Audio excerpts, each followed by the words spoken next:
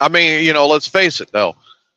Even when you're dealing with a bad day, you cannot go wrong with raspberry iced tea. I don't know. I'm not a huge fan of raspberry iced tea. I like raspberry iced tea. I mean, it's actually really good. That's fine. And we're live. Hello, everyone. Good evening, everybody. I'm TJ. That's Adam. This is Amigos After Dark. And one of the things that I wanted to get to right away, Adam and I talked about this yesterday, as a matter of fact. Normally, this show is supposed to be extremely perverted antics and defecation and urination and masturbation and pretty much any other Asian we can think of, right? Yeah, at least all the bad ones, anyway. Or fun, depending on your point of view. Right. But one of the things that we've ran into, and I have to confess this, and I'm bringing it up for you guys to hear and consider and understand, is I've had a lot on my plate in the last few weeks.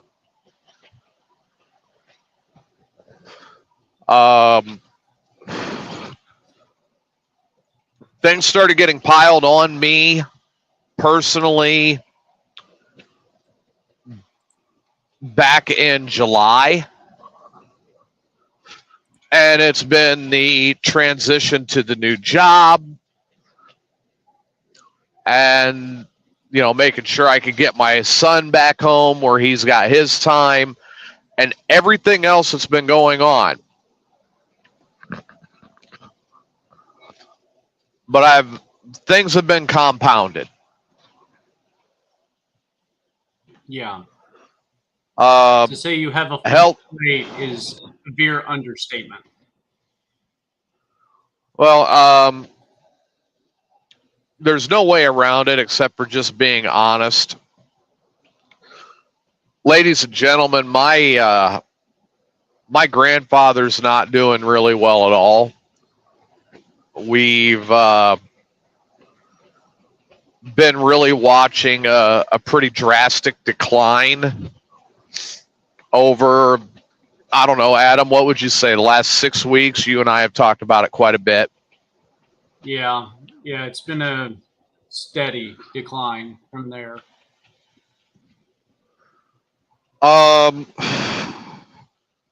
Rage, adding to it, has also been a rather difficult concern, and the one that I really haven't talked about that's really it's also hitting me pretty hard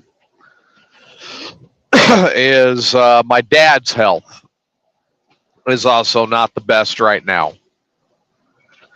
Yeah. And since June, I've seen him in and out of the hospital and dealing with a lot. And I'm not going to go into gory details, everybody. I mean, that's for me and my family to deal with. I'm bringing you up to speed as to why we haven't been our normal perverted selves, sickening selves. It's there's been a lot, and because of this, I've been more focusing on work and things that are going on with my other half while she's still in Southern Indiana and getting different things taken care of there.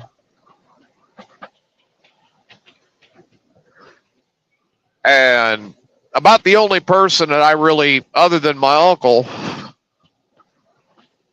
whom I go and I visit with every day at the shop, and I make sure that I have coffee with him. We have time to talk. We still go and do stuff together. About the only other one I've really opened that door to really see what's going on, and partially because Rage is under a lot. I'm not trying to bother him. Marvin is under a lot with his treatments and then his grandson being treated. And, of course, my prayers, obviously, they go out to Nicole, and I hope Jack's up and kicking here pretty soon. I mean, he had his second surgery now. I've got a friend down here that's going through a cancer treatment. One of the first friends that I made when I moved here. And there's just been this skull-crushing sink pretty much on my back over the course of the last couple of months. Yeah. You guys have heard me promote Ray Lytle's Morning Disaster. Everybody knows that Ray is a friend of mine. I love Ray. I've been on the show. And as much as I would love to be a part of the show during a time like this, I'm actually very thankful that I'm not. Because I don't know if I would be able to hold my emotional standpoint down with all of this surrounding me. And I would not want to bring that show down because of what I am dealing with. And, if they listen today or tomorrow, I hope they do, but I want them to hear this straight out of me now. Ray and his wife and Steve and Ray's daughter have been extreme blessings through all of this. They hear what I'm going through. Ray and I'll text with his wife and his daughter once in a while, but mainly Ray and Steve have been just very big blessings through all of this. They've been sounding boards. They've been there. Adam has been a huge blessing through all of this. He's been a sounding board. He's been there. This is not the easiest time for me and my family. And there's going to be some very, very big shoes coming up very soon that need to be filled. And I got to be honest, I don't know if we've got anybody in the family that's ready for that challenge. It's like all you can really do is be there for each other when that time comes, and maybe it's not just one of you, maybe it's a few of you that have to work together. If you can, of course, because everyone has some point of dysfunction in their family. So yeah. I'm going to go a little bit further into this, and I've got to apologize to Sarah because I came down a little hard about, obviously we are looking right now here. We are looking at the inevitable. We know it's coming, and I know that if I could have booked the flight, she would have been down here like that, Yeah. Just been here, flown in by my side, and maybe inadvertently, maybe prematurely, I don't know yet, and hindsight will only tell the truth. But I told her no. And I told her that this was, especially the one down here with my grandpa, this was one that I have to walk alone. And there were a couple of reasons, and I apologize for just being so blunt about it, but I was for a reason. Because there is going to be a lot that is going on, during and after all of that. Her being down here after the dust has settled will be immensely huge. I will be very grateful to have her here. I can't wait for that. But during that point is one of them cases where I'm like, now is not the time. And Yeah. it was hard for me to make that call because everything in instinct was screaming to tell her to get down here. And I had to sit back with my good friend Crown Royal, and I had to look at the bigger picture, and I had to make a gut call for the good of, in all honesty, what is shaping up to be my immediate family, being her and her kids and my kids. And I really had to take that step back and say, no, this is not the time. Yeah. I mean, correct me if I'm wrong, but there could be a time that Sarah is more involved in this overall situation. Just definitely not right. I mean, it's the immediate future, I would say no, but I will say that maybe, and again, I don't know. Far be it for me of all people to get even borderline religious with anything, and Adam will back that up too. But I don't know what the Almighty's plan is. I don't, and I can't. I'm good at reading people.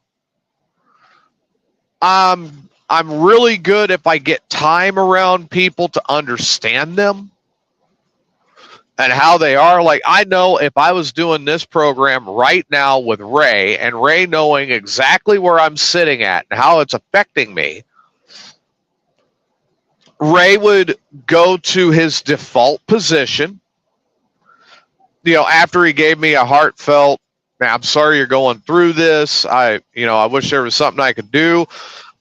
Then the big hairy butt would come into play. And he would make joke after joke after joke. And it's in his nature, because he'd make the jokes to try to boost me back up and get me back to normal.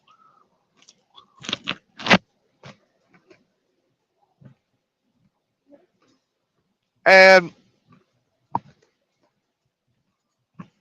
I'm thankful right now that he's not doing that like he normally would. He's still making jokes.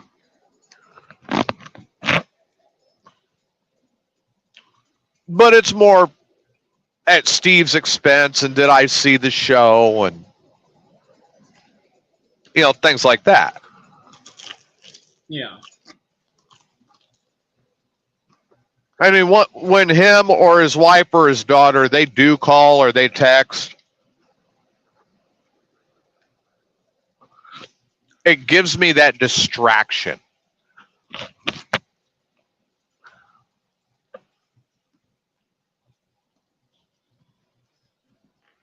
Now, as a lot of people also know, my default usually, when things start getting crazy like this, is throw myself into work. Yeah, distraction is a big thing for you. Focusing on a different project of any type. Right. Because you go all in, whatever you do.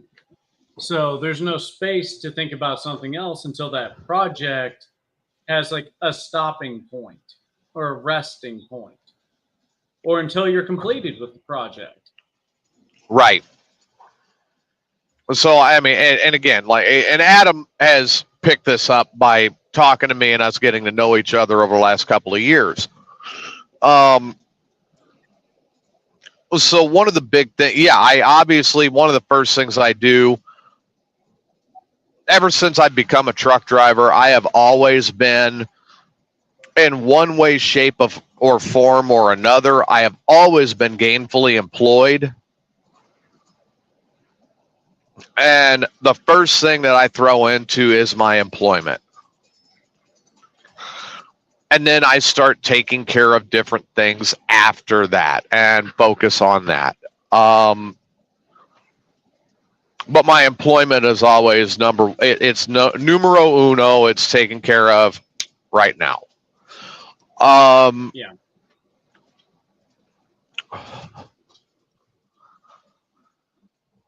I gotta admit that, again, with this, everything that's going on around me, it's not been easy. And I apologize to our listeners, for you guys not getting what you expect. And that's been on me because of personal distraction.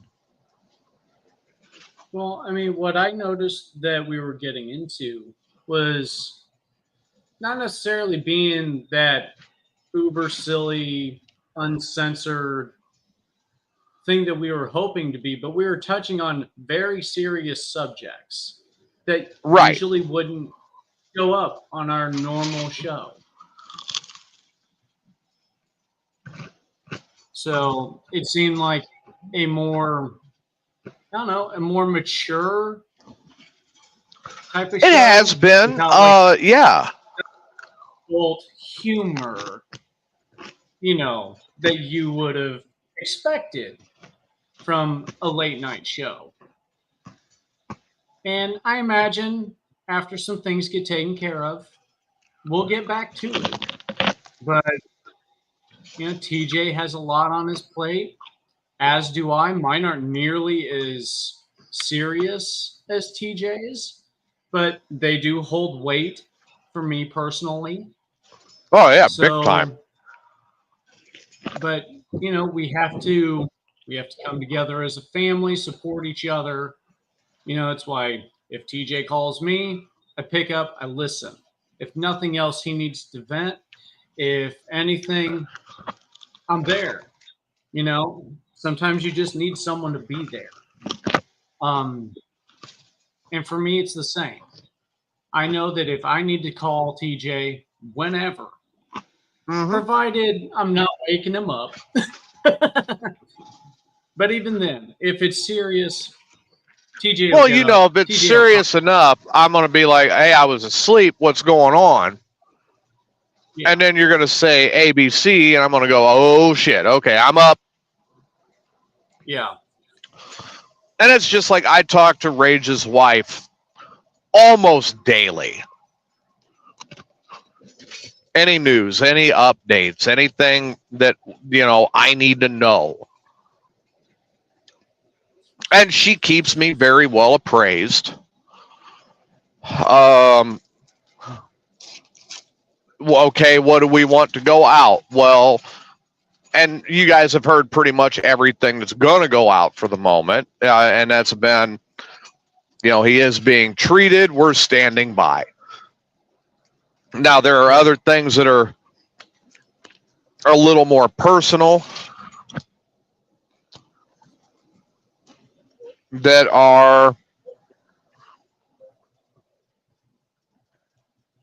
staying with me and staying with the group of us. But if there's ever a green light for that to be released into the public, it will. It'll be released through TJ because that's what Rage and his wife asked. So that's where it goes. That's where it stops. At TJ. So contact him if you want to know what's going on, and he'll tell you what's allowed to be known. Well, and I mean, that's just it. If somebody wants to know, my phone number's out there. And if you don't have my phone number, you can send me a text on Facebook and say, hey, can I call you? And I'll tell you. You know, again, like I said, just with everything that I've had on my plate and everything I've had going on with my grandpa and my dad, I've got to, once again, I've got to thank Steve and Ray and his family and, you know, the old Morning Disaster crew that even though I'm not on the show with them anymore, a lot of them have really reached out, and they, you know, Ray especially, with just a text to say, hey, did you see this bit with Steve today? And maybe I hadn't, you know, maybe I was sleeping or something. So I'll, you know, when I'm working the shift that I have been this week, my first thing when I get in the truck is I turn on the show I slept through. And I listen to it, and I get a laugh, and they help me get distracted. And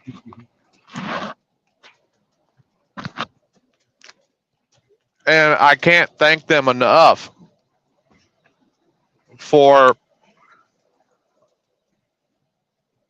you know, still keeping me as a part of the family and knowing what I'm going through. And of course, Ray knows a little bit more because we do text back and forth. But to help me kind of step through this little by little, because I have never had 1 year ever that has hammered me emotionally as hard as this year. Never once. Yeah, there's just always been something going on for you, TJ. Mm-hmm. Like all And year this year. I think you might have got a weekend, or what looked to be a weekend, but ended up not going so great.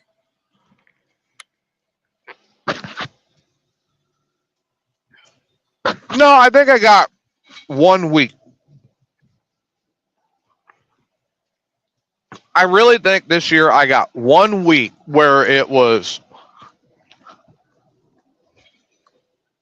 no more got hammered on me. Yeah.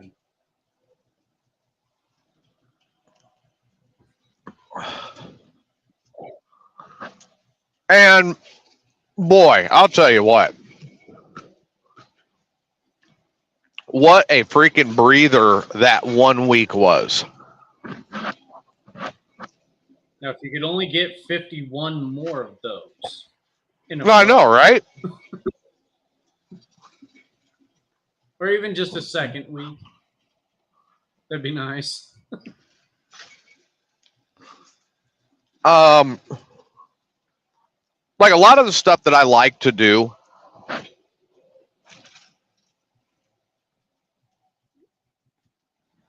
because of what's been going on, this year I haven't done it.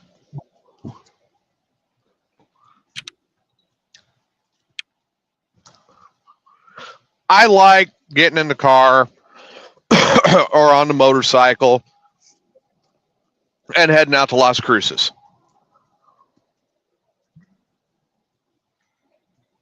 And going and seeing my friends. You're saying this year you've talked about it, but you just haven't been able to. I haven't been able to bounce. Yeah. But I do enjoy it.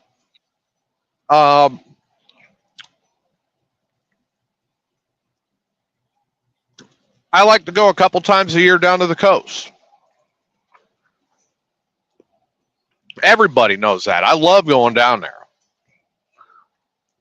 Haven't done it.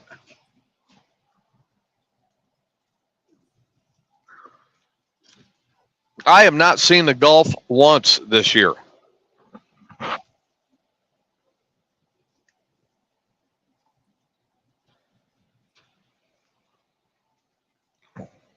And it has been just this plethora of different things that have prevented it.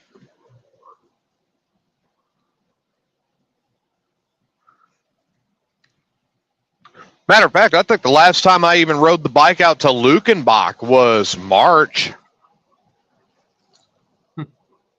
Wow. So that would have been at least 6 months ago.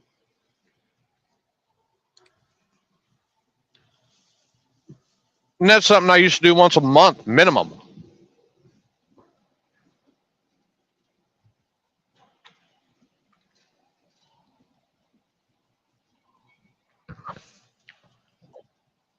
I have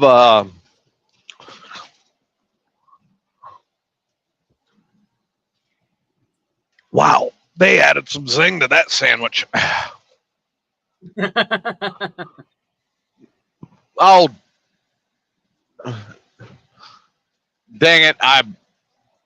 Here I am. I'm trying to get a couple things taken care of here. My out for next week. I'll have to look it over and then I'll put it up on the Facebook page as to where I'm going to be at as far as next week's schedule. But if I read it right, I think I'm off Thursday, and of course Sunday afternoons we do so early that I could do that and it doesn't affect my job. Yeah. But I know I'm off Saturday, and then I got 2 days off on top of that this week that were back to back. Wow. And if I read it right, I think it was I got Saturday off, work Sunday night, Monday night, Tuesday night, off Wednesday, Thursday, work Friday afternoon shift, the one I've been on all week this week. And then Okay. I'll probably pick something up, Saturday. But it really, I've worked 5 straight through. We've got other drivers that need time to drive as well. Me working Saturday was just kind of like, I didn't see that getting ready to happen. Working Sunday, I'm cool with. Because we've got one guy that don't want to do the early shift, the early run. His trade-off is he works every weekend. Guaranteed. Okay.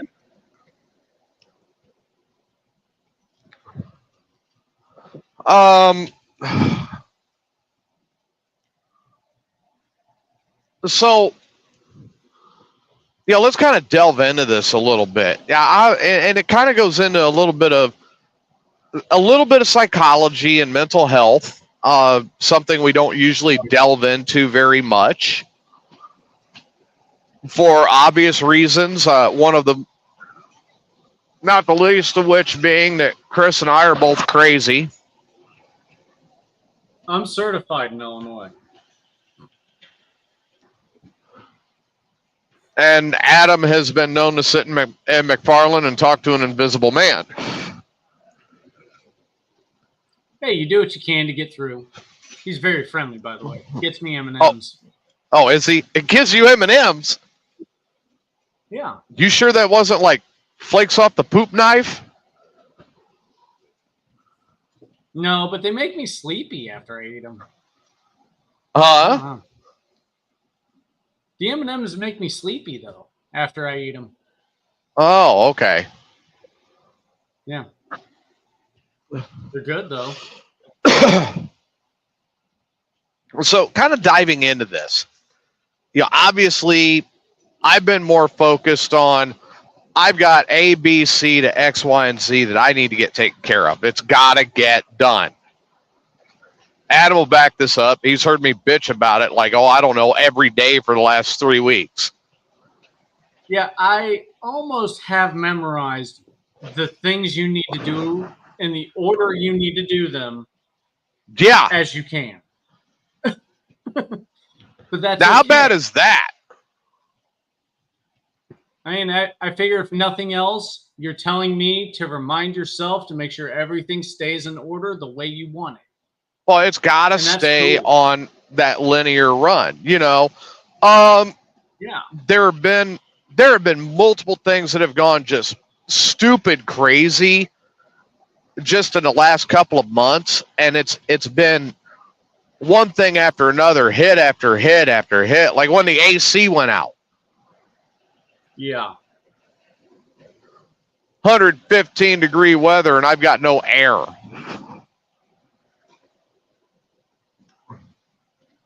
That was fun. You just can't do that in Texas. Sorry. No. And there's been little things that I'm getting done and I'm taking care of that they haven't been easy, but I've got to get them done. Like Steve was trying to help me troubleshoot the wiring. Great. Appreciate it. You didn't know what I was dealing with, you know? Yeah. And I'm still working through some of that. Yeah, I figure if you did my opinion on it, you would ask me. Since you didn't, I figure you got that well enough taken care of. I'll just be your sounding board. I was kind of thinking like electricity, you know, that's not something you play with. But, you know, again, when you have these big issues that I've been dealing with, and then you got the little ones that keep piling on, you've got to give yourself a break. Yeah. Now, I know a lot of people, their break is video games. Yeah, I've been playing a lot more video games lately with all the crap that's going on here. But I have to wait until all the kids go to bed. Now, the flip side of the coin is then you've got somebody like me. I'm not a gamer. Yeah.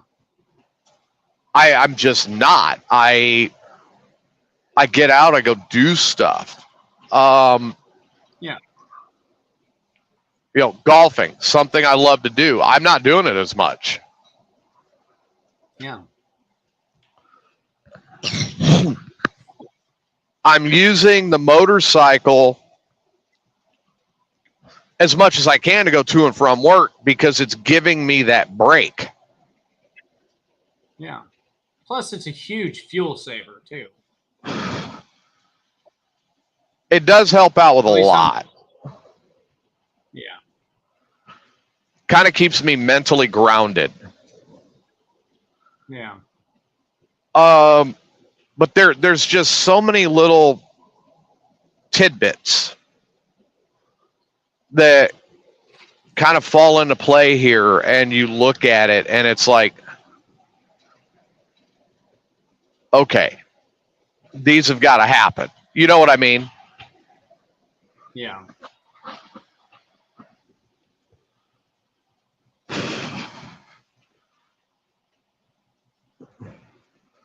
I've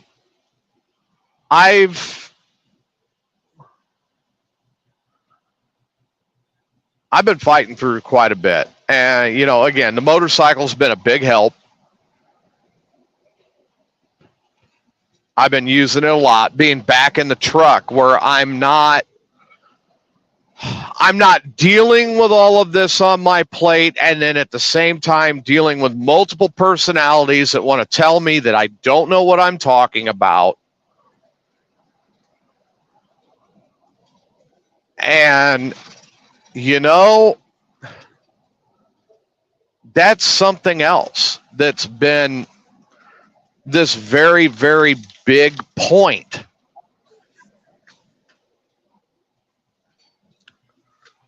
Getting away from teaching and back into the truck and helping to work with a company that's really in its ground zero stage. Well, and admit it, seeing some of the things that happened to the school after you left, it's kind of amusing. Yeah, I like one of my students. I was speaking to one of the former instructors yesterday, and or one of my former coworkers yesterday, one of the other instructors, and he said that one of my former students was actually hauled into the office, and he's Jamaican. Okay, he's a Okay. Jamaican guy, and his big thing was to always look at me and go, "Bossy, take it easy, Bossy. I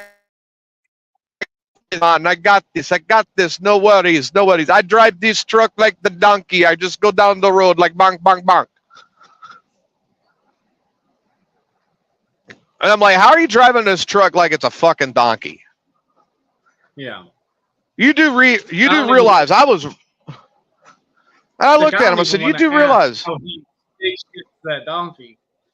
Yeah, I'm like, "You do realize I was raised in Central Illinois. Good family friend that passed away a couple years back.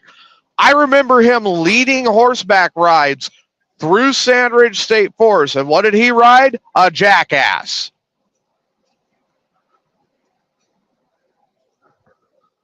So he was a jackass on a jackass. Sometimes you just have to call it what you see.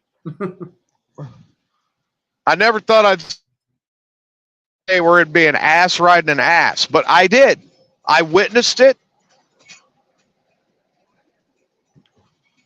It happened. So the other thing about this, though, is in Jamaica, men can walk up and pretty much say whatever they want with no consequence. And he got brought into the office and given a lesson on the finer understanding of this thing called sexual harassment. Oh no. And I I would go, have liked to have been a fly on the wall for that conversation. and I said, "What did he say?"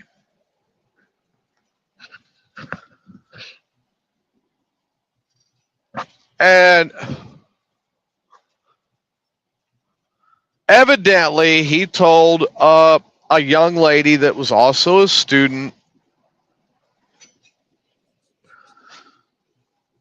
that if she ever decided to hop on something that was real, he had a smaller version of his donkey smothered in his underwear.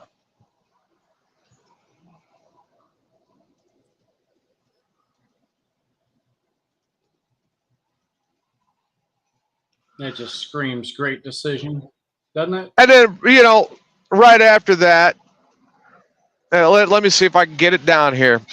He goes, "And I tell you what, there, baby, I tell you what, once you try the Jamaican way, there's no way you'd ever go gay." Not realizing that this particular female is lesbian. So he made it worse. Because then was it not only a sexual harassment problem, then it became a discrimination problem. Yeah.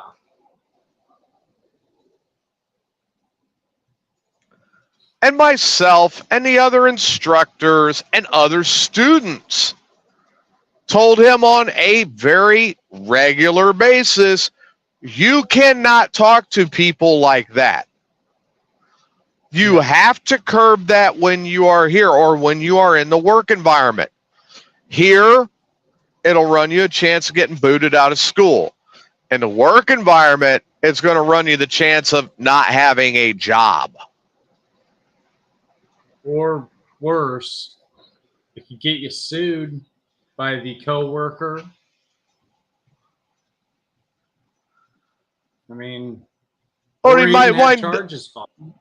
or he might wind up in the concrete jungle, and then he's going to be the one that feels the bonk, bonk, bonk.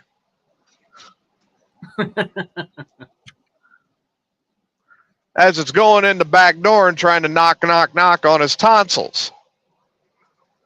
Yeah. But then again, he might find that he likes that. I mean, I don't know. No judgment on my end. Yeah. Sometimes you don't know until you try. That's it. Just like I've got multiple students that are out there. They're working. They passed. They did great. They were, they're good students. I had another one that came out of the woodwork yesterday and called me. This was one that was a problem child. Okay. Severely. Like, I'm asking him, when are you going to take this seriously? Well, I am, but I've got to work around this and that and the other. So he calls me yesterday. And I said, what are you asking me to do? What are you looking for? Well, I just wondered if you had any leads for a local job. I go, the one lead that I had that was a surefire lead that I was willing to give you, one, I'm not going to put my name on the line because of how hard we had to fight you to get you to even complete the course. And number two, they don't have any openings.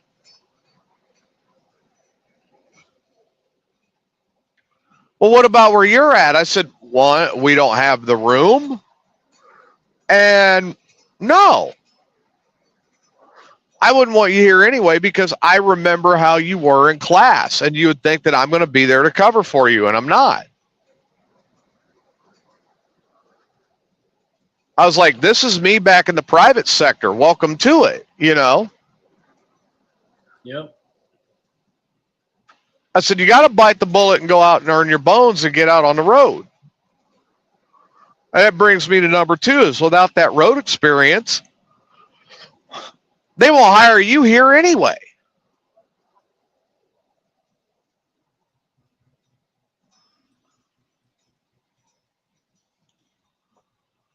And he didn't understand that. And I said, and not to mention, now he's one of these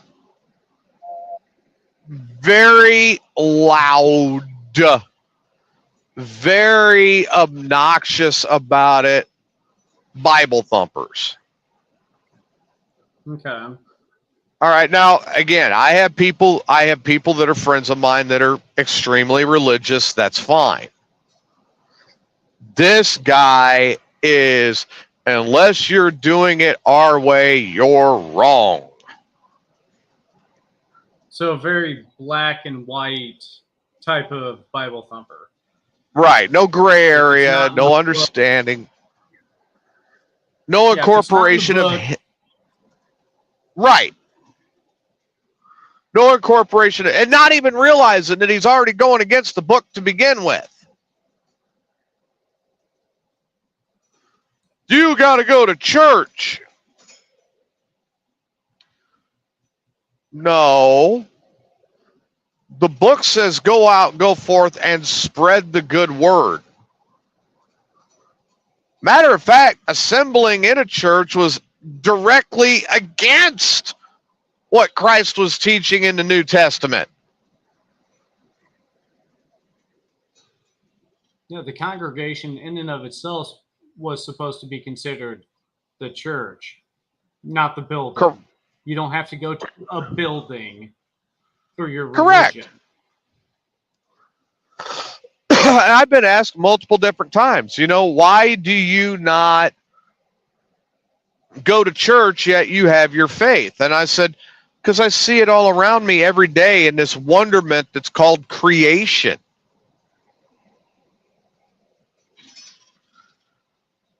I mean, for crying out loud. Let's face it. Only God would give us something so wonderful as a hot set of doublemint twins. It's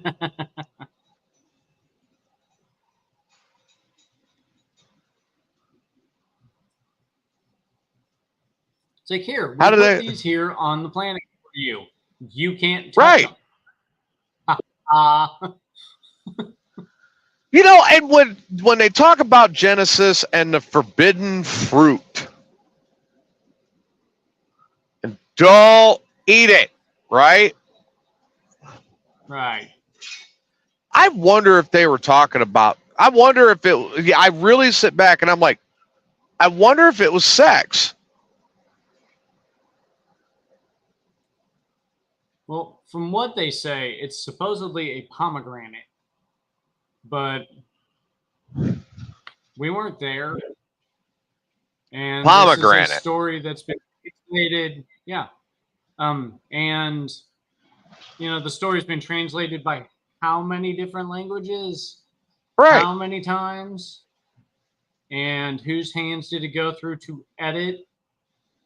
Even going through royalty to say what they want and not want in this religious book. Well, we know that the serpent was Satan, right? Right. So Eve tested the fruit first. How do we know it wasn't a pomegranate and it wasn't, say, a banana hanging down between Lucifer's legs and right in her mouth it went?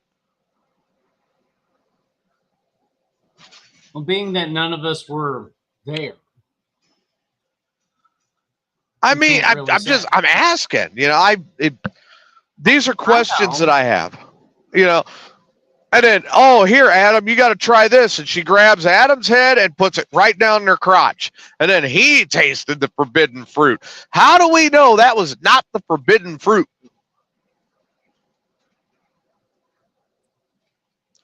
We don't. Now, granted, you had to go well over 2 millennia later to find one that descended from all of this that was intelligent enough, or lack thereof, to invent the poop knife. He invented the poop knife. But, I just kind of shake my head and I scratch my head on it. And I'm like, okay. So back then, the forbidden fruit may have been, Lucifer's dong, and then Eve made Adam eat her snatch. But well, and you have to remember, this all goes to the tree of knowledge. Right. So, they may have just tried to make it something that could be identifiable to everyone. Like, there's a tree. A tree bears fruit. Don't eat this particular fruit. Where, it could have meant, or it could have been what you were perceiving it to be. None of us were there. We didn't. Well, come on. Seriously, let's think back and look at this, okay? God and man have been competing for years. God made a rabbit, said it was good. Man made a refrigerator, called it amazing. God made a tree, said it was good. Man made a car, called it fantastic. Well, the wheels fell off the car and the refrigerator broke down. The tree's still up. The rabbit's still running. Yep.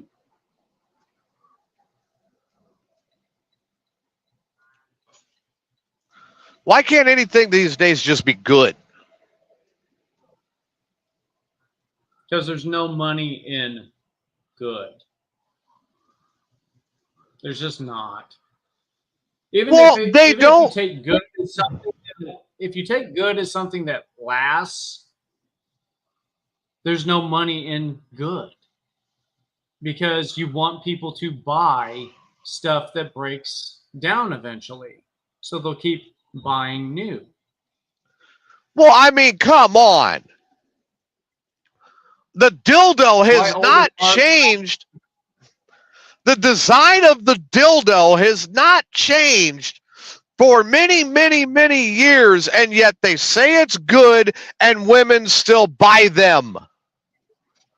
Yeah, they just prefer to get ones that are a little bit more veiny than usual. It had veins. Yeah. But no, they might buy different types of dildos, but the dildo has not changed, and it was called good, and women still buy dildos, and some guys buy dildos to this day. And some people even gift dildos to friends. Yeah. I mean, it's to the point where you can send an enemy a bag of penis-shaped gummies and tell them to eat a bag of dicks. Yeah, right? Now, on the flip side of the coin, you have multiple vibrators that are out there. They call them amazing, fantastic, ecstatic, blah, blah, blah. And they all break down. But the dildo, where it all started, it's good. Done. Yep.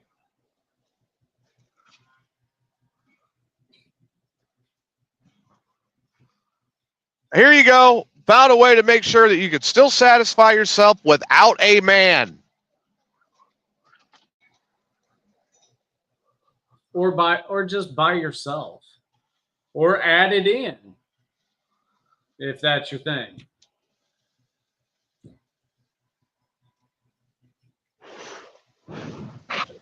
I mean, it's just it's mind-boggling that these things, even in our everyday life, something's called good, it tends to last.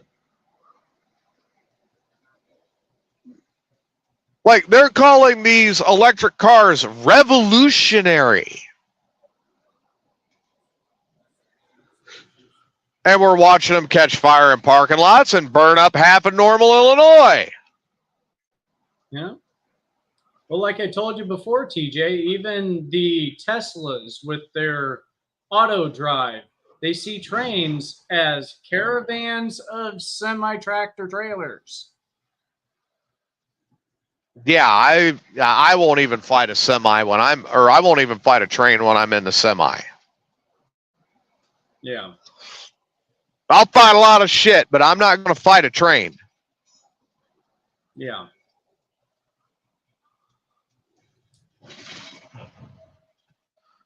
All right, so I've got to say it. Coming up next weekend is the kickoff. Boo Crew. I hear so much about Boo Crew. Now, it's one of the best haunted houses in the in Illinois. Yeah, everybody loves Boo Crew. Get your tickets in advance because they will sell out. Say, don't we know someone who's having a contest for tickets? Yes. If you tune in on Morning Disaster Network on Monday when they do trivia, you have a chance of winning a 4-pack of tickets for Boo Crew. That's like what, $80 to $100 in tickets? Yeah, I have no idea. Yeah, they're like $20 each. Yeah. But the last few years, Boo Crew has been the number 2 haunted house in all of Illinois. And they are second only to a haunted house that's up by Chicago that pays for their actors and everything, and they pay professional makeup artists and blah, blah, blah. Everybody that works Boo Crew is volunteer.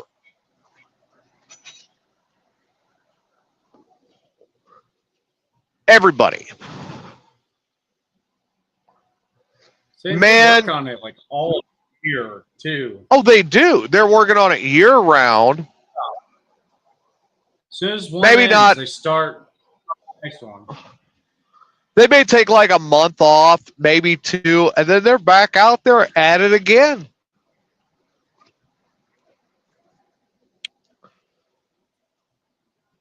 And you know what you're going to see when you go through that place. You might see somebody sitting in a bathtub full of blood. You might see a live exorcism, even though ghosts are bullshit. Hell, you might see somebody humping a tree.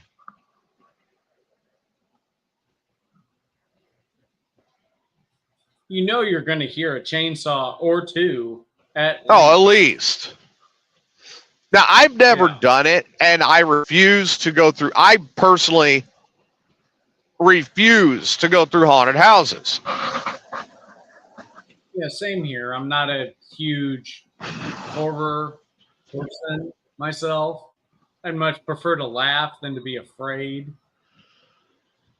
Well, or to, I don't do it. I don't do it because my gut reaction is whatever scared me to either hit it, stab it, or shoot it. Yeah.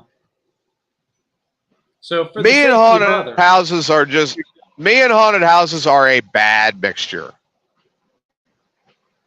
That's fair. And I'm like, no, I won't do it. But I would go through the porno house. I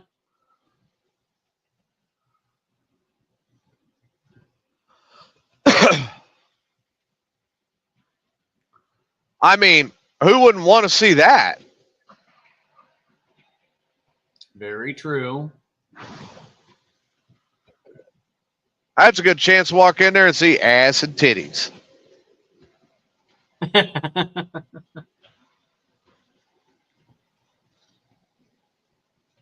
Now, I've also got to admit, while I'm going through different things that I'm admitting here, I've got to admit something else.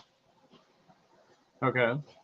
I listened to an interview this week that was Ray being interviewed,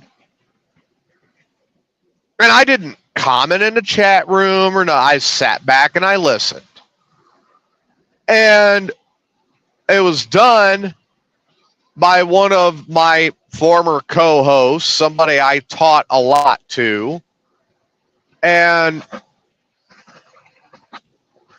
one of the mutineers.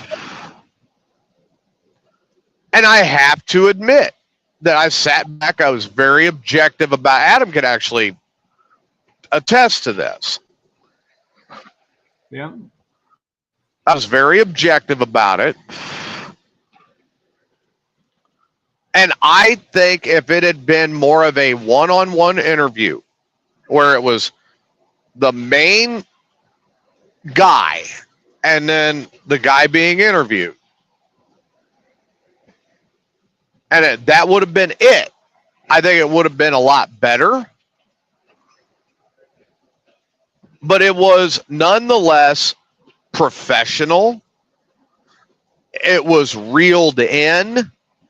He had control of it the whole way. And I was somewhat impressed. And a little proud. I saw that. Yeah, I saw that as well. There was control, but there was space to expand on ideas or to listen to stories in a little bit more depth than what would have been allowed usually. Especially going through some of Ray's stories in the past. Oh yeah. Like the Jim Elmo story. Oh God. You know, being able to listen to that. You gotta allow for some time.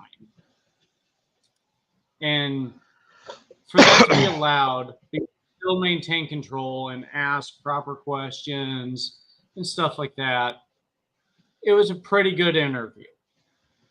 I'll give them that. You know, they did rather well with it. There were fine points that if I wanted to be nitpicky, I'm sure I could. But all in all, it was informative. It was entertaining. And it was a good interview. So I'm kind of halfway patting myself on the back because I taught the young Padawan well. It's like amongst his lessons, he picked up something. Yeah. And the only thing I And could that's say good. on it, and again, Adam will back this up. The only thing I could really say on it is if he would put that over on his regular program, it'd be so much better of a program. And I'd actually want to listen to it then. Because then it wouldn't be the disdain I have at this point. It'd be more of a sense of pride of like, hey, I taught you how to do that. Now you're taking it, you're running with it, and you're making it your own.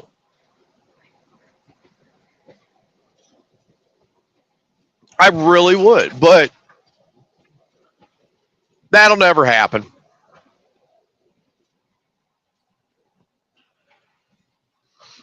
And But I will, that's a decision made by their crew for their show. right. But So- I will say this, and I will say it on record, that Tyler did a very good job with his interview of Ray. I wish he would have had a little less interruption, because I wanted to make sure I made a fair assessment, and I went back and I listened to it again today. I wish he would have had a little bit less interruption, but for all intents and purposes, he incorporated everybody. He handled it. He kept it dialed in. He did it properly. And I have actually a sense of pride that, maybe he did learn something.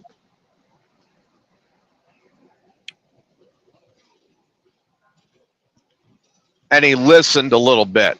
And I hope that he will eventually carry that over to other programs he's involved in. Yeah. And if he does, so much the better. I think he'd be a much better broadcaster if he did. It's like, honestly, being with him on Weird Frequencies, I've always enjoyed doing the program with him. He's always been pretty good. We stay on topic most of the time. I can't really say much for his other podcast. I'm not on there. I'm not part of the team.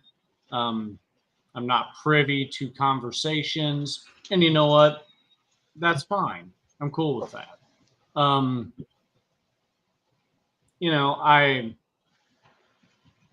If that's a direction they choose to go, then that's cool.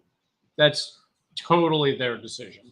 Well, and I mean, despite any personal animosity I may have and still do carry, I will still sit back and be objective.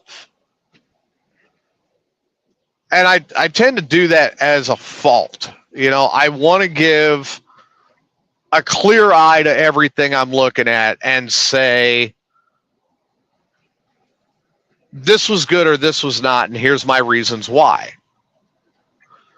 And when I listened to that interview, I saw something that I was actually very happy with. And I went,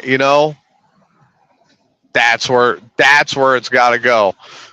Ric Flair in the chat room saying, "Come circles hanging from the ceiling." Okay, I have no fucking clue what that means. Yep. But I was very happy with how that turned out. And I will give, it was professional, it was put together, it was thought out, it was done correctly. And I had a sense of pride after that was done. Like, you know what? If you wanted to mutiny, fine. You wanted to do something different, fine. But if you would have went and ran that show like that, I literally would have had nothing to say. Because it would have been quality. And I would have actually had to sit back and say, objectively and looking at it, I may not like how things were done, but it's coming out okay.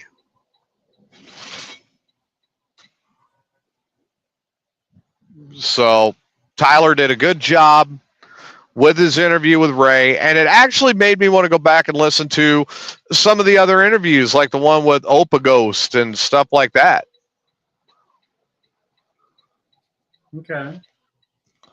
And I was, and even pitching out for that charity that they did, and how he presented that was actually, he kind of sounded like a used car salesman when he did it, but it was still a good presentation.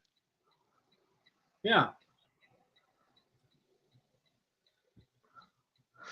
Oh, so, and of course, with not Ric Flair in the chat room, I don't know if you heard it or not, so I'm going to recap it one more time. I've been very distracted here the last few weeks, and the reason being is my grandfather is starting to make the turn, and my family is dealing with, we don't know how much longer we're going to have him. My dad has also been, since June, very ill, in and out of the hospital, losing his mobility, and his coping mechanisms have, I'm not going to go into full details, but his coping mechanisms with that, I would say at best may not have been the greatest decisions, but these are two that I'm monitoring very closely. So I've been very sidetracked with two of my closer family members that one I know it could be any day and I'm going to lose him. And my grandfather, I'm my grandfather's namesake. And man, my grandpa and I have had a lot of fun over the last few years. We really have. And to see how fast this switch has happened has been disturbing, to say the least. And all I'm trying to do right now is hold it together. And I'm trying to hold it together not only for myself and for my family and for my crew, my show family. Obviously Rage is another big one that it's difficult because Rage and I have been so close for over 20 years. And it's just been piled on and piled on and piled on. So I apologize to everybody for being so distracted here the last few weeks, and you included, because there is a lot that's going on personally right now, and I'm pretty much forced into the position of dealing with it, kind of like when you get forced anal. You're just forced, you have to take it. Yeah, I wouldn't know, TJ. Just saying. So it hasn't been easy. I'm obviously, as you can tell, I'm still trying to keep things light.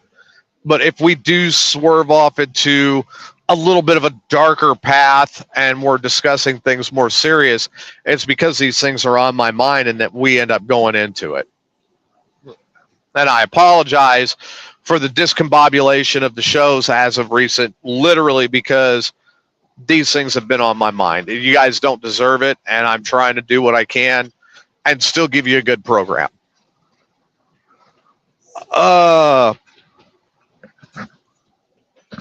So let me see. Covered the interview.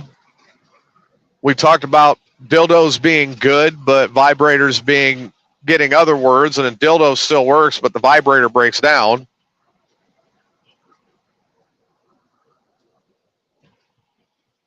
I even saw a girl on a package for a dildo where it said, "Oh, it's so good."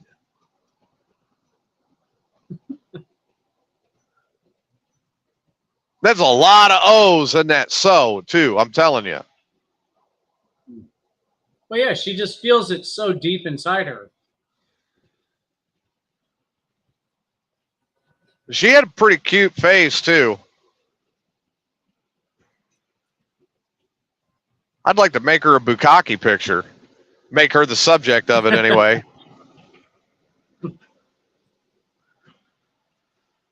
Just paint her in white. A pearl necklace. Yeah. But yeah, it's just been it's been crazy. Oh, so let's see.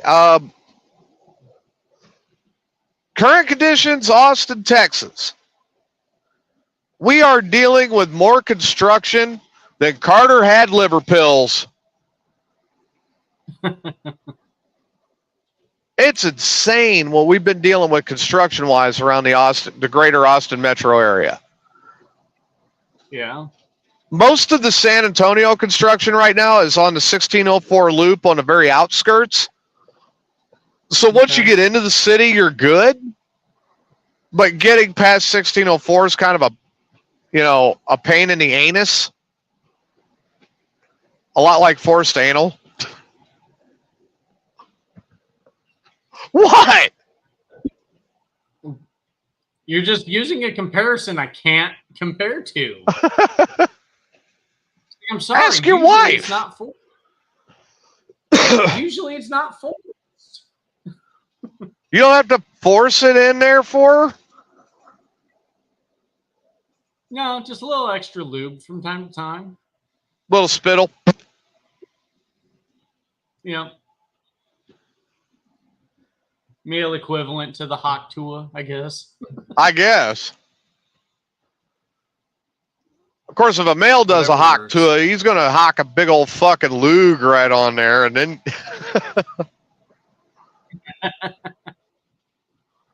Although that would, man, you know what? That's a question for Sunday night show for people.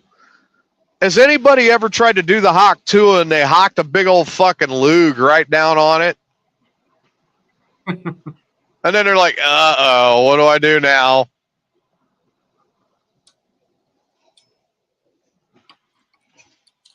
It's like, and did it provide any extra lubrication with the extra loogie that was, hocked onto it? Yeah, but it added a booger or two. Yeah. I mean, what do you do? I mean, you since go it's and what do you do if Like, you're I like figure trying to? Oh, go ahead. I'm sorry. It's like usually it leads to a little bit thicker of saliva, so wouldn't it be more, like a motor oil type of basis? Maybe even, Vaseline-esque, just a really thin Vaseline. Well, I mean, here, try Minus this on the for thickness. try this scenario on for size. Like you're getting over a cold, but you really Okay. want to give it to her, so you decide while you got her doggy style, you're going to spit on it to help it out. And then you sneeze at the same time, and there's a big lug lands right on your dong. I mean, do you give her the booger snatch at that point, or do you go, hang on, I'll be right back, and you go try to clean it off? I think it depends on what's around. I mean, you don't really want to stop, but you don't really want that going inside of her either. If there's something within reach, I'm probably trying to clean it off without removal of myself from her. So, But you know what I mean? It's like, do you really go there, or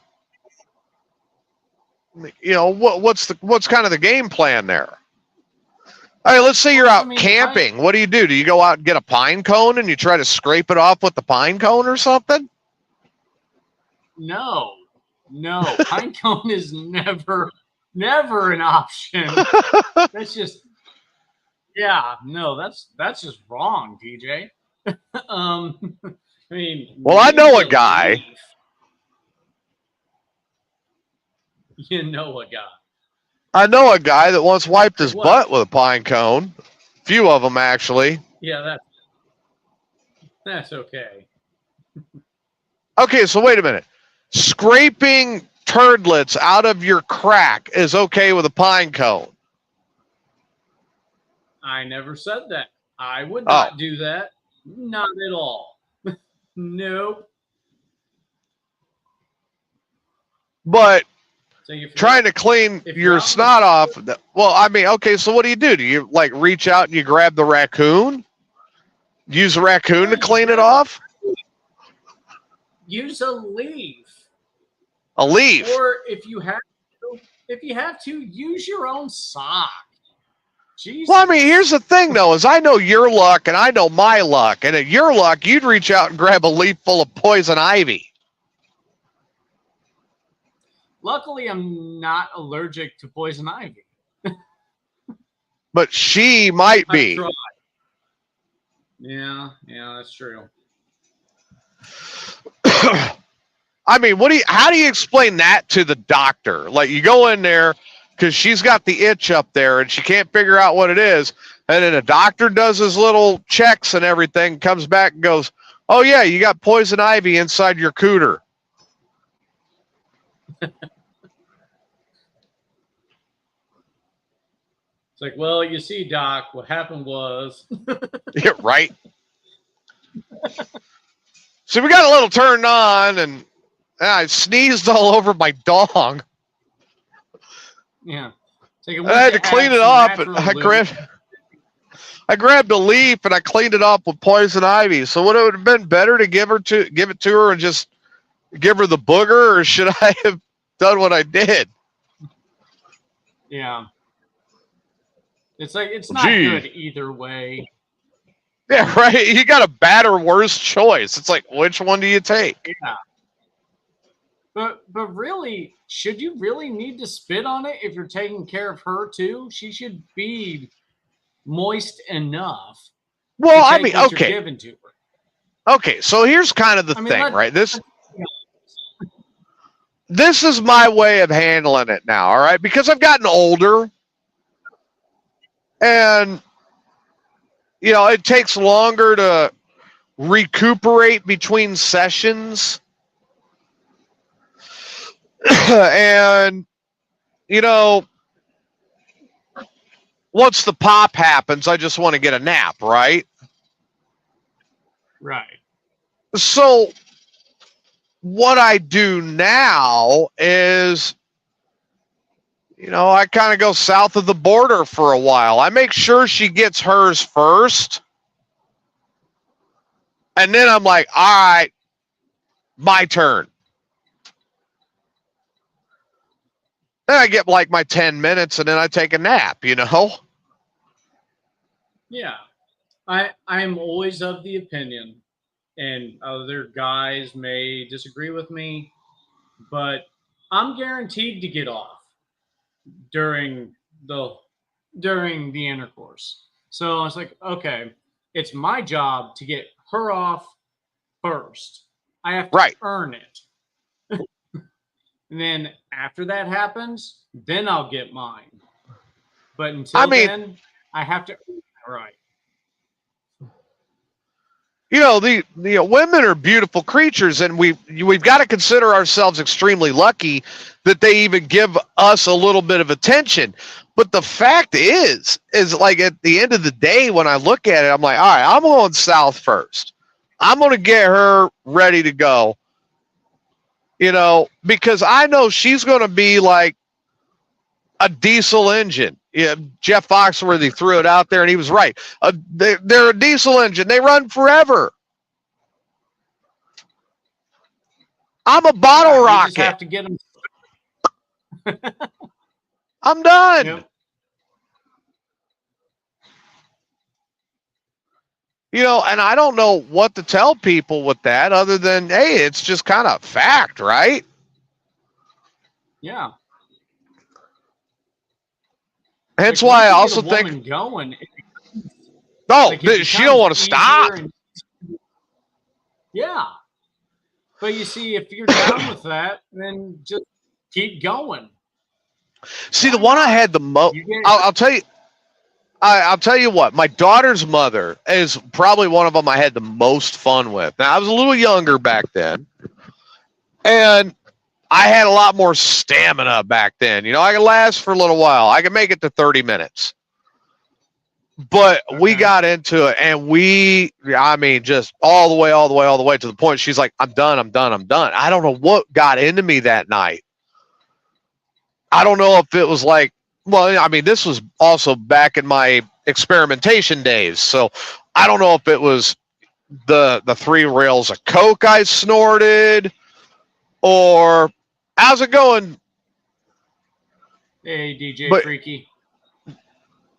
But I don't know if it was the 3 rails of Coke I snorted, or, you know, the alcohol I poured down on top of it, or whatever it was. But I was like right there, bam, you know. Maybe it was the cocaine fueled jackhammer. I don't know. Oh, it's Big Mike. Okay. What's up, Mike? All right. But I don't know. Maybe I was just like a jackhammer that night. I don't know what it was. But so we went for a few hours, right? Just great night. Yeah, Mike. I'm on the phone tonight because I'm working. So that's what we got to do. That's a show. I continue to do the show. So, you know, I went. And then she's finally like, I'm done. Get on your side of the bed. I'm done. Well, I realized something after that, right? So I got up to go get a drink. And back then I didn't really think a whole lot about water. So I went and got a beer, obviously. Yeah. And when I came back in, I closed the door. She goes, don't do that. And I said, don't do what? She goes, don't send that breeze that way. Oh my God, I'm about ready to get back off. Like, really? So I go back and I lay back down in the bedroom, right? Yeah. Only she didn't realize it, but I hung my feet off the side of the bed, so she didn't know that it wasn't my feet. That my feet, you know, she thought it was my body there, right? And I just picked up my head a little bit and I kind of blew on her, just blew on it. Oh man, she started squirming like, don't do that. Oh my God, it feels so good. Oh really? And I do it again. And I kept doing it until she got off again. Yep, her body became oversensitive. Yeah, very, very oversensitive. Like there was no shit. Matter of fact, I think that might have been the night she got pregnant. I'll have to go back and check the video. Because I keep telling my daughter, I'm like, we didn't get any video of your birth, but I got great video of your conception. No, I ask her if she wants to. Well, then I ask her if she wants to see it, and she tells me no. I don't understand. She could get some tips from it. I don't know. I'll tell you what. Her mom got more than a tip that night. But let me tell you something, man. Her mom back then, my God. Back then, I mean, her mom was a fucking smoke show.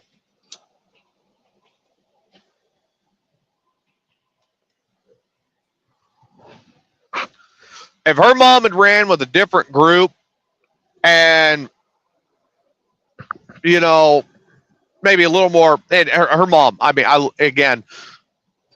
love my girlfriend to death. I love Sarah to death, but I love Jen to death too. I love my daughter's mom to death.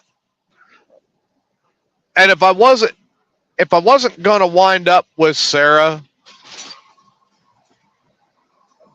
and I was in a position where it's like, all right, you have to pick somebody right now, I would probably pick my daughter's mom to be the only one I would get back with. You know what I mean?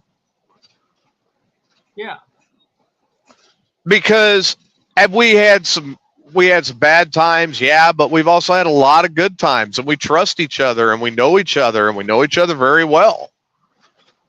And I mean, that's same with Sarah. You know, she and I know each other. We haven't.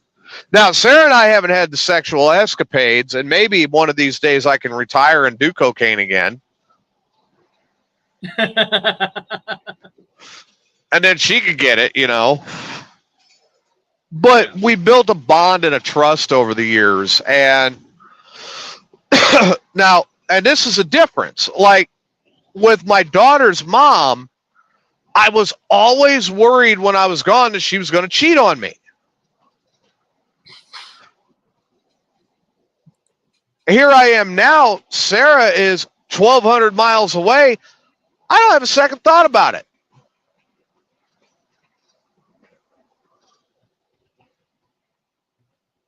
She's not out there trying to, you know, bang half of the FedEx terminal.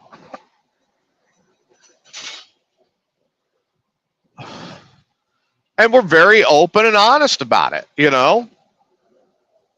So you mean she doesn't want all the packages from FedEx on her?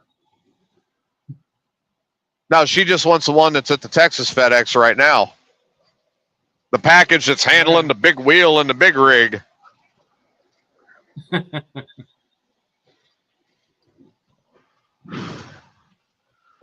Now, have you ever been stuck in a position where you've got to satisfy yourself,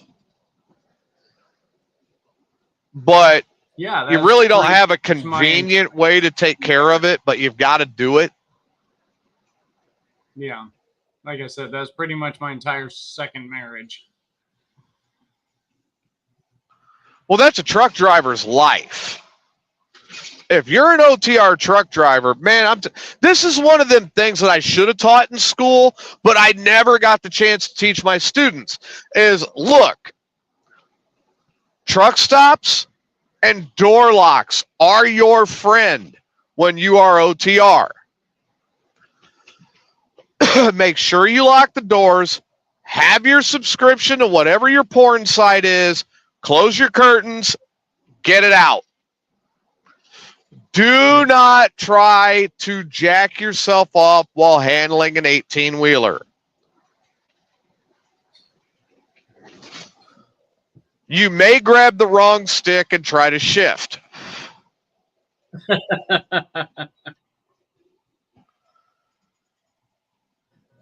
And depending on how your 18-wheeler is set up, that could either be just bad or it could be brutally wrong.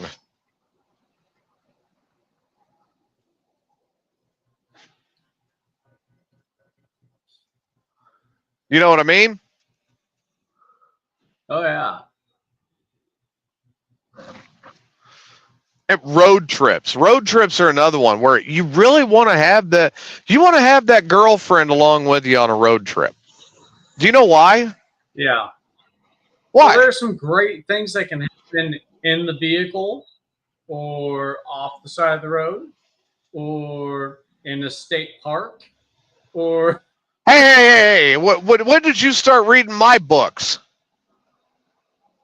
What? I never read your books. I'm just telling you what I did. Which state park did you do that? Let's see. There's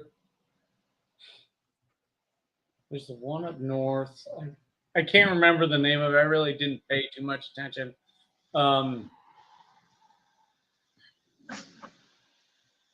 We've done quite a bit though. I'm kind of an exhibitionist. Come to find out. Oh, you are? So, yeah. What was that state park close to? What town? Well, it was in between. It was when Julie and I would go up to Wisconsin from here in Taylorville. And it was a little off the highway. It wasn't much. I just can't remember the name of it. Crap. Was it in Wisconsin or Illinois? It was in Illinois. Was it closer to Rockford or Bloomington or I think it was closer to Bloomington.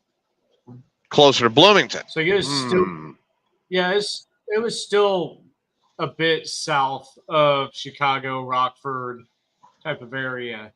Kind of, I know it's going to sound weird, but kind of sandy, very, there's a lot of hiking trails. Not very wooded, though. Not like a forest area. Starved Rock? Just can't remember. Yes. Thank you. You go at the right time. There's not a lot of people there. Man, my ex-wife and I Take a fucked all blanket. over that place. I mean, that was where my last wife, where Riley's mom and I, that's where we had our honeymoon. Oh, okay. So there's been a lot of nudity around that state park. Yeah.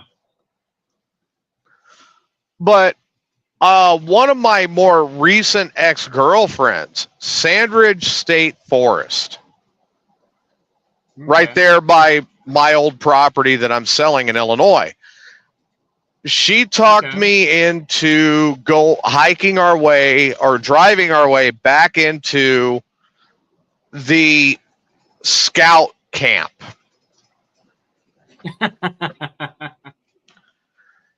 And we defiled a couple of picnic tables back in that scout camp. Yeah. There's one park that Julie and I went to when we first met almost 25 years ago. We made out there, but never really did much past that. And then we just ended up on our way back from dropping the boys off last year, or I guess the year before. We stopped back off at that park and decided to just make love there at the park. It's like, we don't need to come back here. We kind of tied that string loose, or tied that storyline off. We don't have to go back to that town since that particular university no longer exists. Right. So, but no, the fun thing about that was, all right, that particular girlfriend, she was 4'9". I am 6 foot tall. I sat down after I dropped trowel on the bench of the picnic tables. And then she kind of reverse cowgirled her way onto my lap while I'm just laying back. She did all the work. That was actually one of those times where I'm like, man, that's the way it should be. I didn't have to do all the work. I worked all week, and then she wanted to do the work. Like, yes. yeah, it's always good in that situation to find a sturdy yet bouncy bench. But I'll tell you what, there was a downside to it. Okay. Man, I was tweezering fucking splinters out of my ass for 3 days after that. They should have treated that lumber or something. Hey, you just got to put something down underneath you. Like, I did. I put my ass underneath me. No, I'm talking like there's got to be something sacrificial, like an undershirt or a coat or something. I mean, it probably didn't help matters either. She'd start moving her hips around in the circle, which got me scooching around too. And I'm like, oh God, oh no, there's another splinter. I don't know how I kept my concentration with her keeping it putting splinters in my ass. I don't know. Maybe the pain added to it. Who knows? It could have been. Now, here's one I don't understand is these guys that get into like this autoerotic asphyxiation. Yeah, I don't get that. I can't get into the choking. I can't even get into choking someone when, I'm the one doing the choking. I can't get into it. Yeah, it's if someone if someone gets off on it, they need to show you how they prefer it done. And then you just need to be honest. If you can't do it to them, just say, "Listen, I can't do that." Well, like the dog lady loved it. Okay. You know, my ex, the dog lady. Yeah. She was all about being choked. And I'm like, I can't stay erect when I'm doing that. You know what I mean? Yeah. I don't understand how that is something that's like, oh, let's do this. It's fun. Here, abuse me. What? No? It's like, listen, I understand maybe smacking an ass while you're Oh, now I'll do fighting that all day or something long. like that. Yeah. But I this other stuff where you're giving bruises or Nibble the nipple. choking Nibble the someone nipple. to the point. Yeah, or even tweaking the nipples, pinching and Yeah, whatever. I under, I understand that, but I don't understand the choking and actually like more abusive, more violent things. yeah, I don't get it. I don't get it. Like I don't want to be hung from a spanking. door and then I don't want to be hung up from a door and then blown. I mean, I'm gonna be ready to kill people. I don't get. I get spanking. I do not get spanking till there's welts and bruises. No, there's nothing appealing to me going that far. Yeah, I don't It's understand just, it. It's like yeah, nope. not- Why would you think that is something that's fun? I don't get it. yeah. And of course, I recognize that there are people who are into it. It sure as hell isn't me. Well, yeah, I mean, like, I don't get the whole, guys wanting to be blindfolded and ball gagged and then whipped with a riding crop. I don't get it. Yeah, I don't get it either. I mean, it's not my thing. Here you go. Here's something that would get me going. Bring me in a nice steak dinner in my bedroom. Then turn on the TV in the bedroom to women's mud wrestling.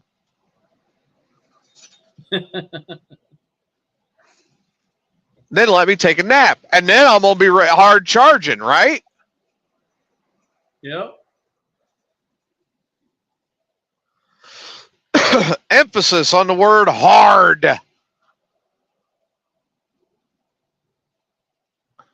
But no, there's just a lot of that I'm. Or the women that. Relationship. Yeah. The biggest thing that turns me on is the woman taking initiative, letting me know that she wants me without having me work for it, without me having to ask and being turned down. Stuff like that. It's like, show me that you want me without me having to show you first. Well, you know what? A woman that's got a good sense of humor is also something else that's very beneficial, right? Yeah. Like, I want a woman that understands a fart. That a fart is funny. Yeah. I don't want the woman that if I rip the fart in the car, oh, did you really have to do that right now? I can't believe you. Like, why would you do that? Oh my God. Your turn? Yeah, there you go. The Austin Powers thing. I wanna hump a lot. How dare you break Yeah. wind before me? I did not realize it was your turn.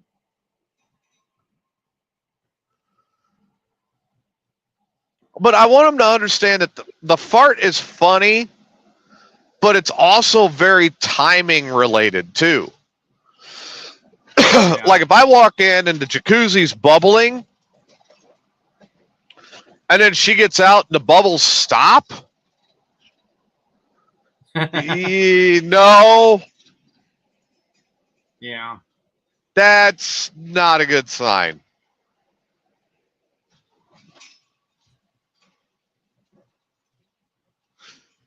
And I'll tell you what, women are more inventive than men. Have you noticed that?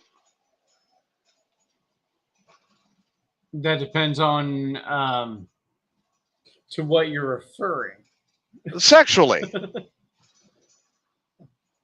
Okay. They are much more inventive than men. They'll use the shower head, or they'll use the corner of a desk, or they'll use, whatever they can to satisfy their urges. Yeah. Men don't have to be inventive. It's you got a left hand and a right hand. Which one is it tonight? No. Okay. I'm not sure what kind of hell I'm going to get for this, but I'll say it. Okay. When I was a kid and I was first learning about that, especially in the shower, I took the sponge and worked a hole through it. Oh And then would add to work it. So I'll put that out there. You didn't put soap on it after you drained the testes into that sponge and then tried to wash with all of it, did you? Well, I mean, it makes it an efficient cleaner of that particular item. No, I was saying like the rest of your body, though. No. You wash the rest of your body first, then take care of your unit, and then you rinse it all off. All of it. Wait a minute. So you were banging a sponge in the shower after you scrubbed yourself. Did you at least rinse the sponge out? So if somebody else. Yes, that's what I just said. You have to make sure that sponge gets rinsed thoroughly, like all the way out. Because, I mean, you've got sisters, right? I have 2 sisters and 2 brothers. So, I mean, could you imagine if one of your sisters went in there and you didn't get it all the way rinsed out? Did she use that sponge? No, that's why you rinse it out. Why is the sponge sticky after you were in here, Adam?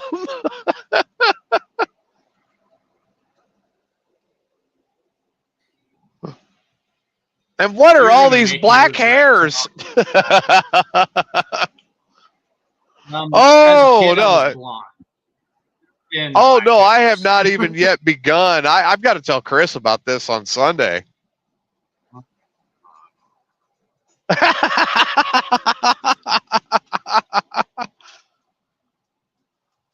mean, Chris has got to know about this one. I should probably, I should call and let Rage know about this just to cheer him up.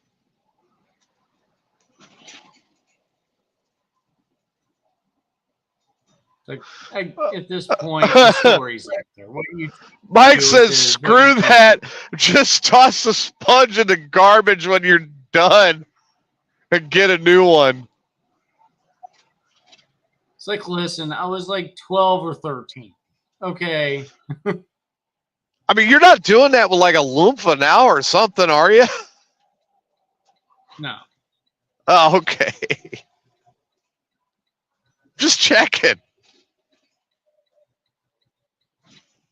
It's like, yeah, no, I don't do that anymore. I haven't for a very, very long time, like about that point. Yeah. It was maybe So, like a 6 months. So. Okay, so was there a specific type of sponge that works the best? No, I only ever had one. And Was it that was just was it the kind of sponge that had a Brillo pad on the other side? No. No, it was a like bathtub type of sponge, not a dishwashing sponge. Oh, okay. All right, I got one other question. I got one other question. In all seriousness, I'm trying not to laugh, but in all seriousness, one other question. All right. Do you still have the blueprint in this sponge, and can you send it to Steve? No, I do not have the blueprint. Not that it's difficult to do. But, Well, you know, if Steve hasn't figured it out by his age, I don't know. but I mean, Steve has got a micro peen. We've got to keep that in mind. He might need a blueprint. Okay, so he cuts a smaller hole, maybe cuts the sponge in half, like long ways in half. How about use a So natural sponge and just use one of the pores, you know? That's on him. No, I wouldn't. No. That sounds awful. What, a natural sponge? Yeah.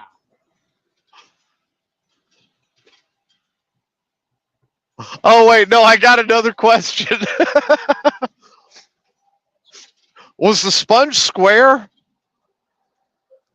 No. It was like rounded at the edges and then kind of came in. Was it yellow? More tan. Well, at least you can rest assured.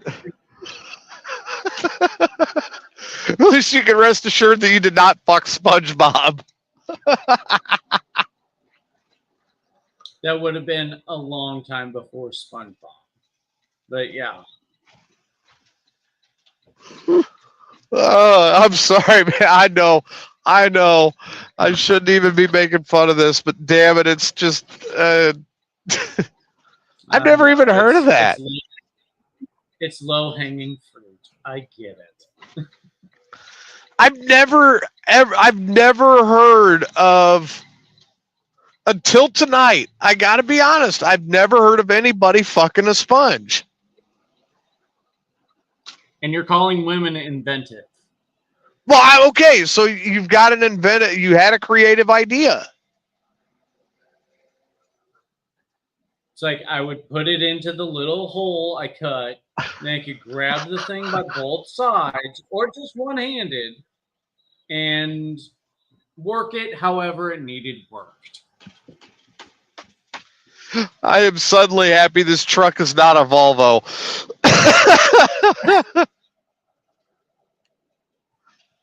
I'm sitting here hitting my fist on the steering wheel because I'm cracking up so much. And I'm like, if this was a Volvo, the air horns would be going off because I'm laughing. Well, I'm glad that I can make you laugh, TJ, as well as making the audience laugh as well. I like listeners laughing. Oh, God, yeah. I think Mike's sitting there going, what the hell? Oh, this is definitely going to be one for the TikTok when we set it up. Wait, you were fucking a sponge? That's going to be the whole clip. It's just that right there. you say that, and that's the whole clip. And they need to come on and watch and hear the story. If you show the story, they're not going to be on. They're just, okay, there's the story, whatever. Oh, God. Yep, when we get everything set up, or when I set everything up on Sunday, I may have to change your caption there to sponge fucker. I mean,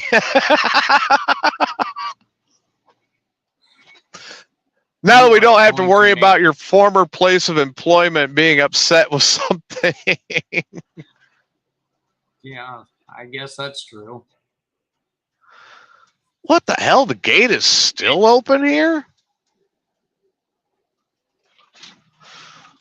I'm just pulling back into the Austin terminal right now, and our gate is still hanging wide open. And 12:30. That seems weird. It's strange because normally I've got to get out and badge out. Yeah. And tonight I didn't have to. It's odd. Yeah. Oh. So you guys get to listen to me unhook the truck. Hold on. Corey just wrote in the comments, you can find videos to take a Pringles can and a rubber glove and 2 sponges to make a homemade fleshlight. I've never heard of that either. Neither have I. But I got an interesting story about the fleshlight, actually. Really? Oh yeah, it's actually going to wind up in my book when I do 6 years when I finish up 6 years in Las Cruces. Okay. So I'll give you guys a taste of what, this story. Of course, granted, it'll be a lot more detailed in the book, and I will punch it up a little more for the humor's sake. But long story, not so short, but still entertaining, is while I was working for Las Cruces Limousine, they across the street from us was a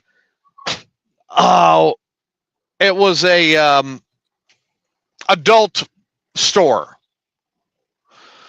Okay. And then an adult store. Yeah. And then catty corner to us was a FedEx terminal. And then directly across the street on the other corner was this empty building. I haven't read it yet, Mike. I'm sorry, but I will as soon as I can. So kind of getting back into the story here. So we're there, right? And it was just this empty building across the street. We had no idea what it was. Here we go. A few days later, it comes around, right? And after a few days, well, now, lo and behold, or it was a couple of months after I started working there, actually, but lo and behold, there was a business that moved in and started production, turned it into a factory. Okay. And the owner of the company and the creator comes across the street and he goes, "Hey, I'm your new neighbor, and I wanted to say, I know you guys you're over here and you're running a very respectable business. So I wanted to let you know what I do and introduce myself and bring you a model of the product that I'm building here." I was wondering if you were going to say samples. I brought you a sample. And the product was the fleshlight.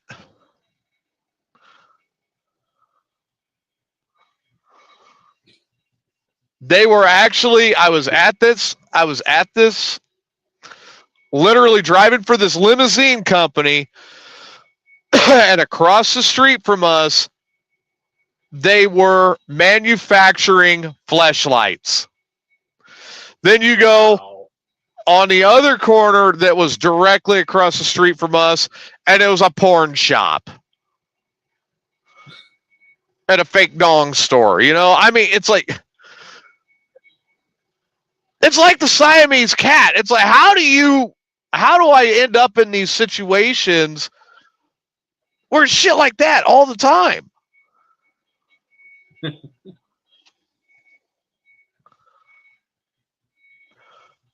But yes, in a way, yes, he did bring. In a way, yes, he did bring over a sample.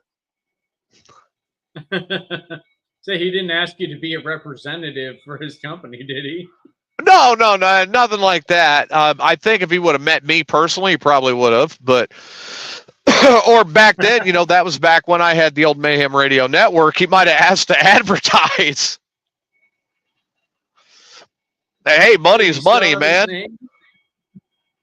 So if you saw money's his money. Name, maybe he could. Mm-hmm. Now let's see.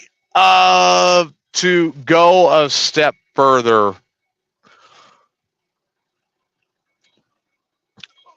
So I get in there for the night shift to drive taxi that night, right? And This is where it gets really funny is one of our drivers, female, cool lady, she's in there and she goes, well, I just want to know. So she pulls the top off, sticks her fingers in the thing, and she goes, oh my God, it's wet.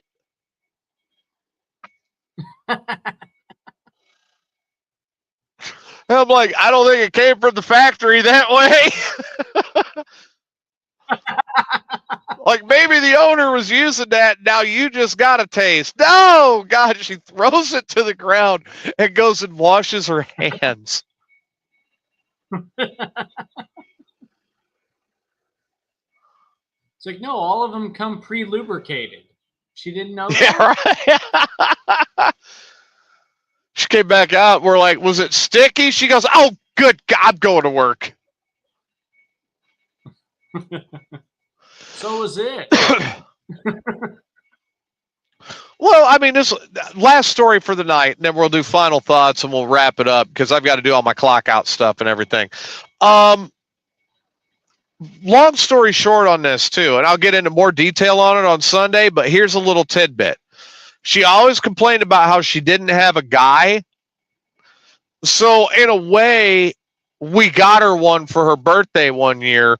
And let's just say that her taxi and a Brokeback Mountain blow-up doll were involved.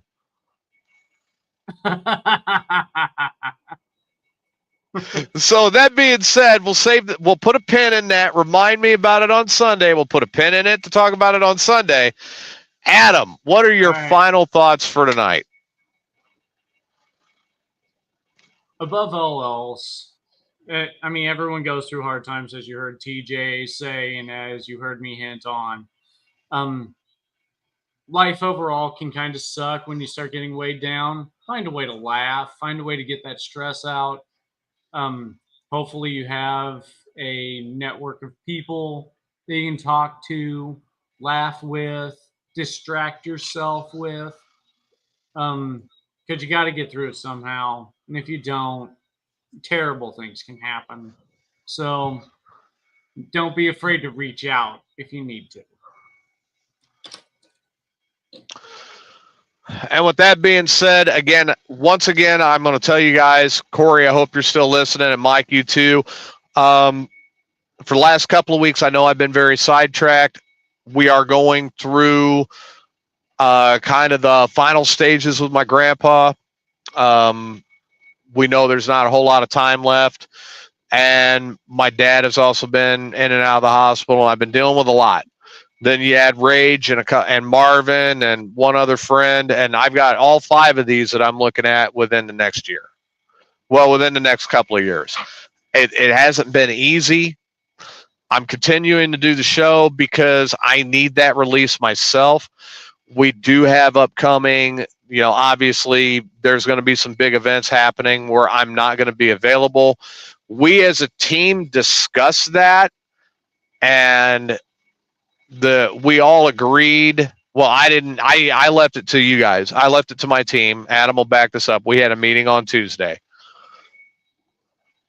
and the team pretty much voted at that point that if I'm not here to host the show, we are not doing a show. That they don't want to go on without me, and that's where we're at. We've always said family is important, and family should come before the show. So Right. if we're not on the air, we'll try and let you listeners know, but it's important that if any of us on the Amigos crew needs time for their family, that needs to be respected.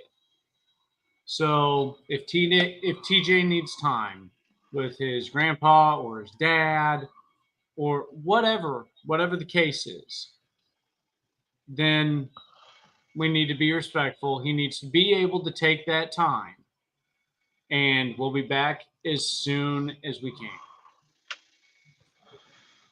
And with that being said, everybody, thank you again for tuning in and sticking with us.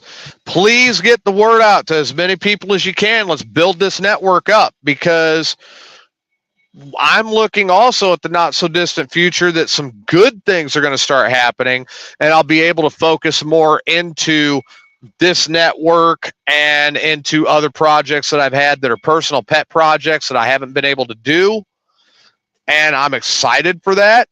And I hope you guys are just as excited as I am. I am TJ. That is Adam. This has been a little bit of a different, but a lot of fun Amigos After Dark, Sunday night, 6 p.m. We will see you there for another edition of Mayhem's Amigos. Good night, everybody. Good night, everyone.